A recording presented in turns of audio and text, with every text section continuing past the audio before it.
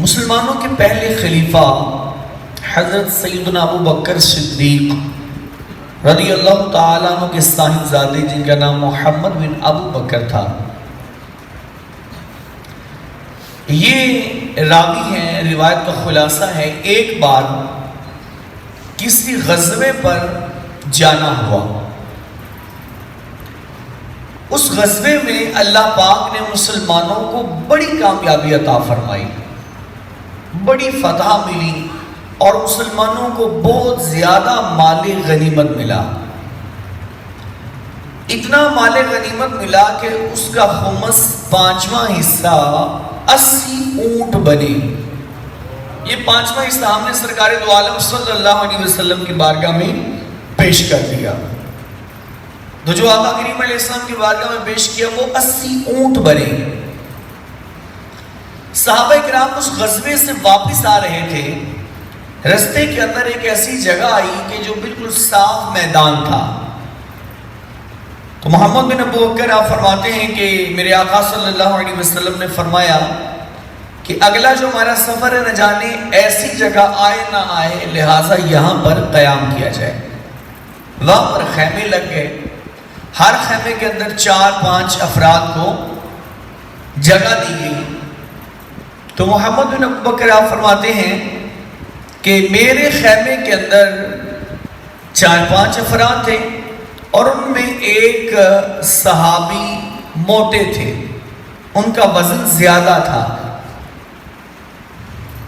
مغرب کی اذان ہوئی، ایک خیمہ تھا وہاں پر سارے جمع ہو گئے تاکہ وہاں اس خیمے کے اندر نماز پڑھیں۔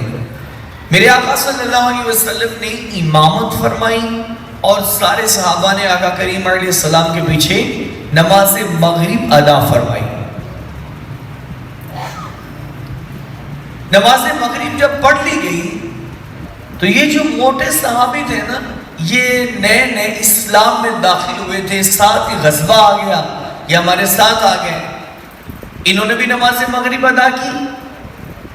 نماز پڑھنے کے بعد صحابہ کرام میرے آقا صلی اللہ علیہ وسلم سے مصافحہ کرنے لگے، جیسے آج بھی ہمارے ہاں رائج ہیں، امام صاحب سے لوگ مصافحہ کرتے ہیں، جیسی نماز ہوتی ہے نماز کے بعد آگے بڑھتے ہیں، اسلام و مصافحہ کرتے ہیں۔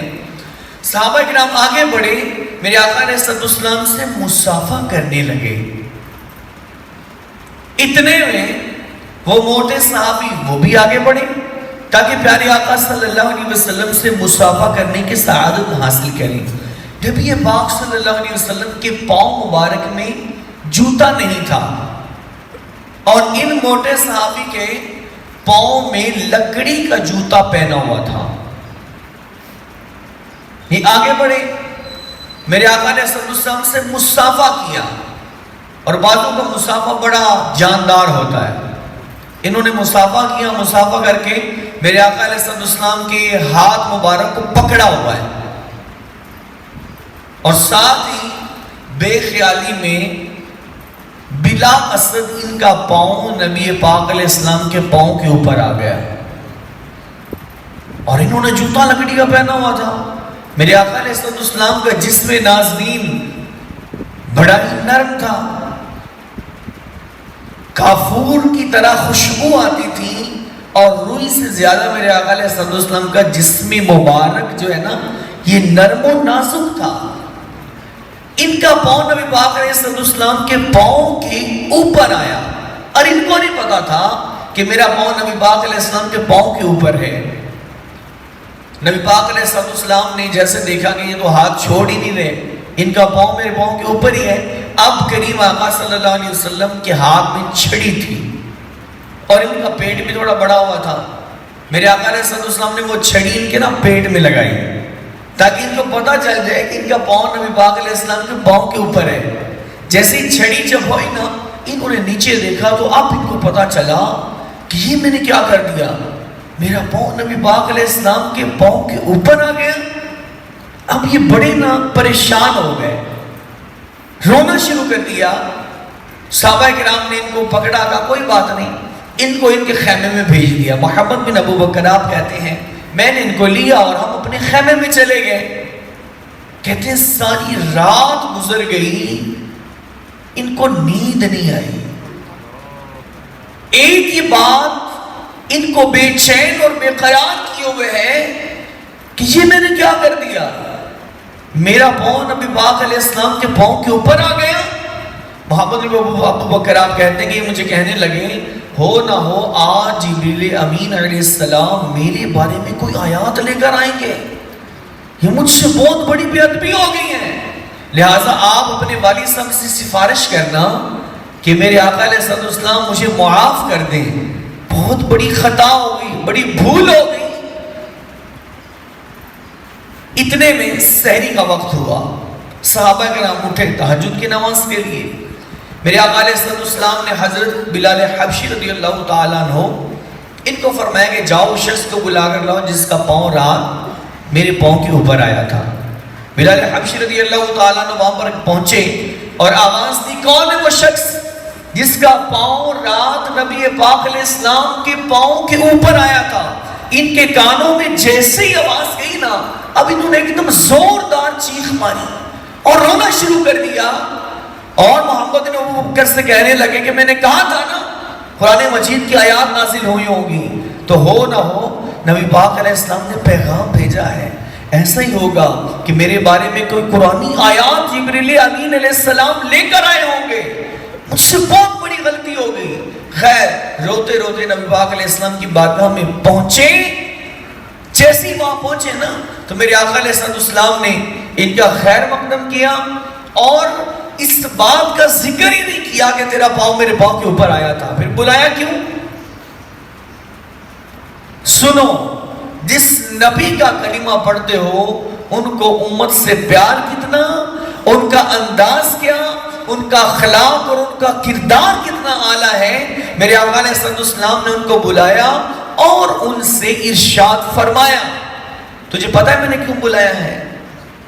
کیونکہ رات تیرے پیٹ میں نے چھڑی چبھو دی تھی، تو لہٰذا مجھے معاف کر دینا۔ تیرے پیٹ میں چھڑی چبھوئی تھی، مجھے معاف کر دینا۔ تعلیم امت کے لیے میرے آقا علیہ السلام اپنے غلام سے یہ فرما رہے ہیں کہ تیرے پیٹ میں نے چھڑی چبھو دی تھی، مجھے معاف کر دینا۔ اب وہ تو پانی پانی ہو گئے کہ ایک غلام سے آقا معافی مانگے، یہ کیسے ہو سکتا ہے؟ عرض کی یا رسول اللہ مجھ سے معافی مانگ رہے ہیں۔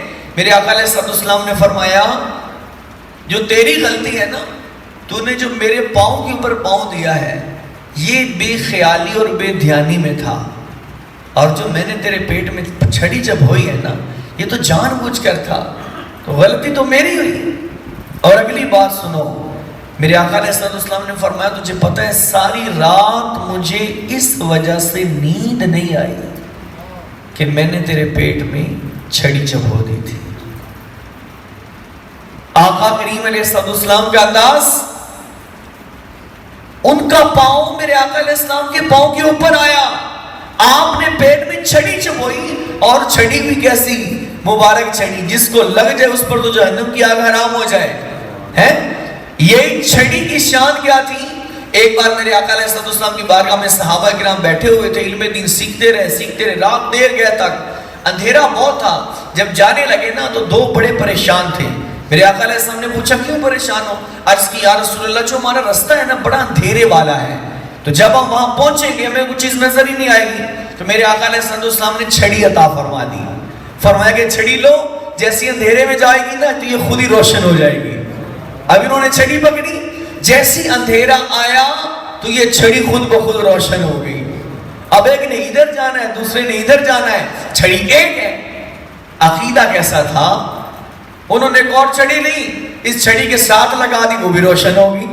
اب یہ دونوں چھڑیاں روشن ہو گئی، ادھر چلے گئے دوسرے ادھر چلے گئے۔ یہ چھڑی تو ایسی بابرکت ہے، لیکن میرے آقا علیہ السلام اپنے غلام سے تعلیم امت کے لیے کیا ارشاد فرما رہے ہیں؟